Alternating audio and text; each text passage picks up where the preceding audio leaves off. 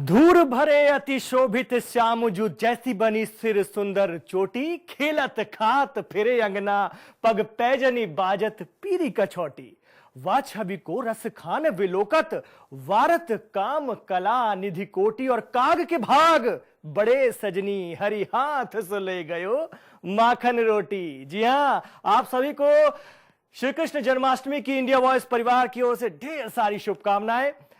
ये जीवन एक इम्तहान है, एक इम्तहान जिसके जरिए इंसान अपनी खूबियों को दर्शाता है और धर्म ग्रंथ गीता एक ऐसी कुंजी है जिसे पढ़कर इस इंसान के इस इम्तहान को इंसान पास कर सकता है। तेरा मेरा इसका उसका, जाति धर्म ऊंच नीच इन सब से कहीं ज्यादा प्रधान है आपका कर्म, वो कर्म जो जीवन में आपकी पहचान सुनिश्चित करता है। याद कीजिए, जब आप परेशान होते हैं, परेशानियों के आगे घुटने टेक देते हैं, तब शायद ही ऐसा कोई आस्तिक हो जिसे भगवान याद ना आते हो। मुश्किल वक्त में बस भगवान ही एकमात्र सहारा होते हैं।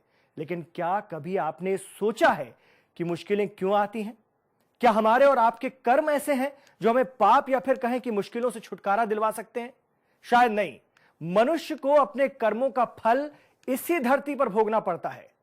श्रीमद् भागवत गीता में भगवान श्री कृष्ण ने जो उपदेश दिए हैं, उसे पढ़ने के बाद अगर संसार का हर प्राणी सार्वजनिक जीवन में उसे आत्मसात कर ले तो शायद इस धरती से पाप और कष्ट दोनों का ही अस्तित्व मिट जाए।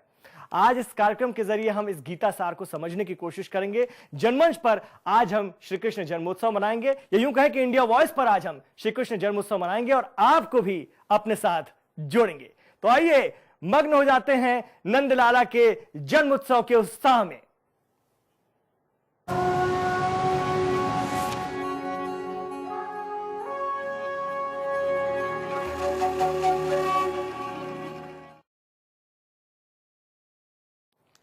भगवान श्री कृष्ण के बारे में हमने बहुत सारे किस्से कहानियां सुने हैं और जानते आए हैं। आज हम आपको श्री कृष्ण की ऐसी कथा के बारे में बताएंगे जिसे सुनकर आपको पता चलेगा कि श्री कृष्ण का मानव रूप भी कितना श्रेष्ठ था। अपने बाल्य रूप से लेकर किशोर अवस्था तक श्री कृष्ण ने कई ऐसी लीलाएं की हैं जिन्हें युगों युगों तक भुलाया नहीं जा सकता।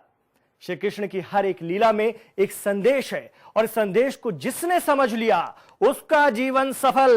जी हां, आइए देखते हैं।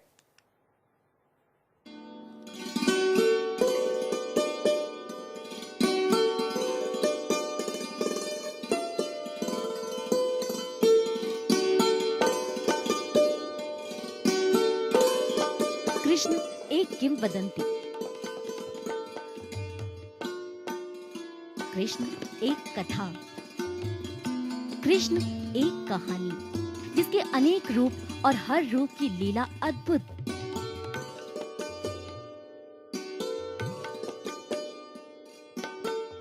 प्रेम और परिभाषित करने वाले और उसे जीने वाले माधव ने जिस क्षेत्र में हाथ रखा वहीं नए कीर्तिमान स्थापित किए।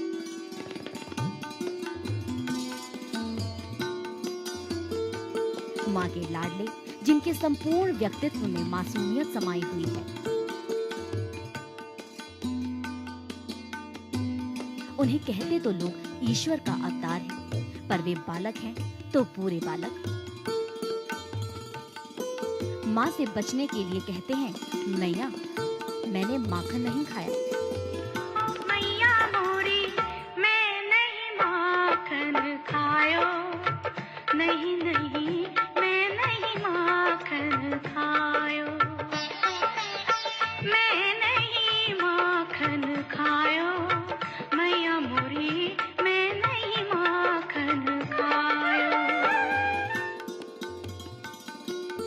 माँ से पूछते हैं, माँ वो राधा इतनी गोरी क्यों है और मैं इतना काला क्यों?